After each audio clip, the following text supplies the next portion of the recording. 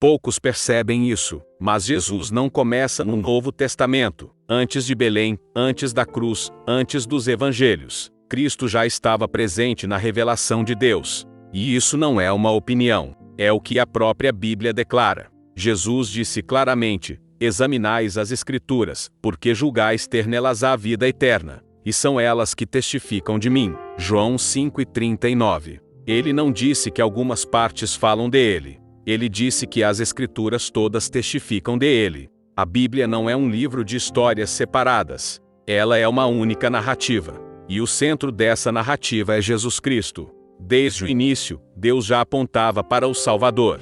Quando o homem cai no pecado, em Gênesis, Deus não abandona a humanidade.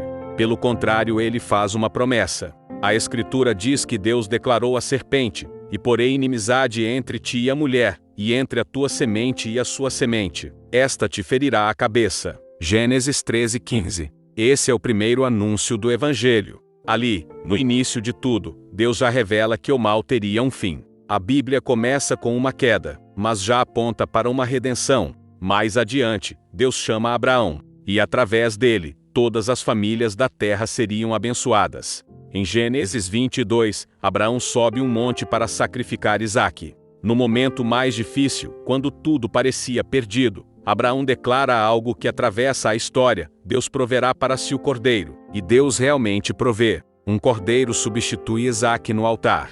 Esse não é apenas um relato histórico, é uma revelação. Séculos depois, João Batista olha para Jesus e proclama: eis o Cordeiro de Deus, que tira o pecado do mundo. João 1:29. O que foi prometido no monte com Abraão se cumpre em Cristo. Nada disso acontece por acaso. A Bíblia mostra sacrifícios, altares e sangue sendo derramado, porque sem derramamento de sangue não há remissão. Mas todos esses sacrifícios eram temporários. Eles apontavam para algo maior, apontavam para alguém. O Antigo Testamento não salva por si só. Ele prepara o caminho, ele mostra a necessidade de redenção, e revela que o homem não consegue se salvar sozinho. Por isso, Deus age. A lei mostra o pecado. Os profetas anunciam esperança, e tudo converge para Cristo. Isaías profetiza sobre um servo sofredor: ele foi ferido pelas nossas transgressões. Miqueias revela o local do nascimento: de ti, Belém, sairá aquele que há de reinar. Os salmos falam de alguém que seria rejeitado, traspassado, mas exaltado. Cada página aponta para o mesmo destino. E então, no tempo determinado, a promessa se cumpre. O Verbo se faz carne e habita entre nós. Mas antes de chegar à cruz, a Bíblia revela algo ainda mais profundo. Jesus não foi apenas prometido, ele já estava atuando. Ele já estava presente com o povo de Deus. E é isso que vamos enxergar agora, quando olharmos para o deserto. Quando o povo de Israel sai do Egito, eles não entram imediatamente na terra prometida. Eles passam pelo deserto. E o deserto, na Bíblia, não é apenas um lugar geográfico. É um lugar de prova, de dependência e de revelação. Ali, o povo aprende que não vive apenas de pão, mas de toda palavra que procede de Deus. Em Êxodo 17, o povo sente sede. Não há água, e a murmuração começa. Então Deus ordena algo específico a Moisés: eis que estarei ali diante de ti sobre a rocha. Ferirás a rocha, e dela sairão águas. Êxodo 17, 6. Moisés obedece. A rocha é ferida, e a água jorra no deserto. O povo bebe, o povo vive. Por muito tempo, essa história foi vista apenas como um milagre físico. Mas o Novo Testamento revela algo muito mais profundo. Séculos depois, o apóstolo Paulo escreve aos Coríntios: e todos beberam da mesma bebida espiritual, porque bebiam da pedra espiritual que os seguia. E a pedra era Cristo. 1 Coríntios 10, 4. Essa declaração muda completamente a leitura do Antigo Testamento. Paulo não diz que a rocha simbolizava Cristo. Ele diz: a rocha era Cristo. Ou seja, Cristo não surge apenas no Novo Testamento. Ele já estava presente, sustentando o povo de Deus. A água que saiu da rocha não era apenas provisão física, era um sinal espiritual. Assim como a rocha foi ferida para que o povo tivesse vida, Cristo seria ferido para que muitos fossem salvos.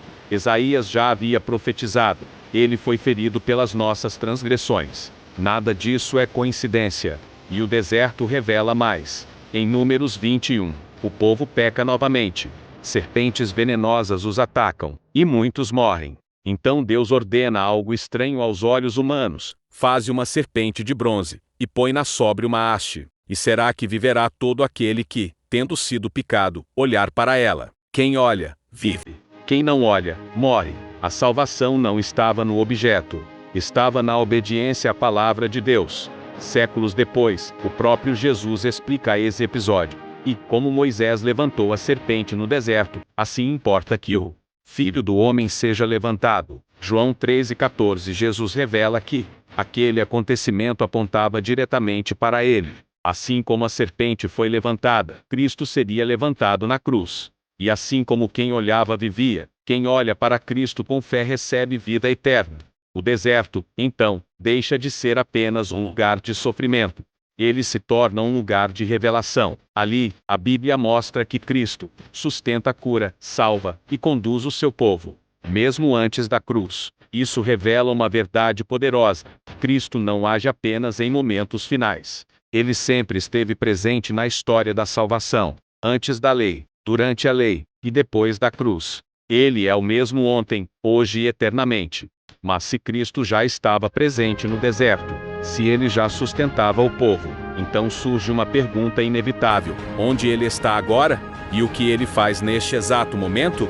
Depois do deserto, depois das promessas, depois das figuras e sinais, a Bíblia nos leva ao centro de tudo: a cruz. Tudo o que foi anunciado no Antigo Testamento encontra cumprimento em Jesus Cristo. Ele não veio apenas ensinar, ele veio dar a própria vida. A Escritura diz: mas Deus prova o seu amor para conosco, em que Cristo morreu por nós, sendo nós ainda pecadores. Romanos 5:8. A rocha foi ferida no deserto. Cristo foi ferido no Calvário. Mas a cruz não foi o fim. A Bíblia declara que Jesus ressuscitou ao terceiro dia. E não apenas isso, ele vive.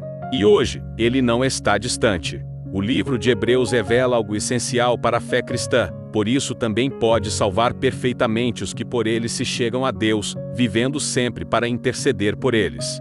Hebreus 7:25. Cristo não é apenas o Salvador do passado. Ele é o intercessor do presente. Ele não apenas morreu, ele vive para cuidar dos seus. A Bíblia afirma que agora Jesus é o sumo sacerdote eterno, não segundo a lei antiga, mas segundo um sacerdócio perfeito. Ele não oferece sacrifícios repetidos, porque ele mesmo foi o sacrifício. O que isso significa? Significa que a salvação não depende do esforço humano, não depende de obras, não depende de merecimento, depende de Cristo. E a Escritura caminha para o seu encerramento com uma promessa. O último livro da Bíblia não termina com medo, termina com esperança. Jesus declara: certamente cedo venho. Apocalipse 22:20. A Bíblia começa com um homem sendo separado de Deus, e termina com Deus habitando com os homens. Ela começa com lágrimas, e termina com Deus enxugando cada lágrima. Apocalipse afirma: e Deus limpará de seus olhos toda lágrima, e não haverá mais morte, nem pranto, nem dor. Apocalipse 21:4. Essa é a promessa final. Cristo veio, Cristo venceu, Cristo voltará. E diante de tudo isso, a Bíblia nos conduz a uma decisão pessoal. Não é apenas sobre conhecer histórias, é sobre olhar para Cristo. Assim como no deserto, quem olhava, vivia. Hoje, a salvação continua da mesma forma. Olhar para Jesus, confiar em Ele, crer na obra completa da cruz. A Bíblia termina com uma resposta simples e poderosa da Igreja: Amém. Ora vem, Senhor Jesus. Essa não é uma frase de medo, é uma declaração de esperança. Porque para os que estão em Cristo, o fim não é o fim, é o começo da eternidade. Do Gênesis ao Apocalipse, a Bíblia aponta para uma única verdade: Jesus Cristo é o centro de tudo. Se esta mensagem tocou seu coração, inscreva-se no canal, comente amém e compartilhe este vídeo. Sua interação nos ajuda a levar esta esperança a mais pessoas.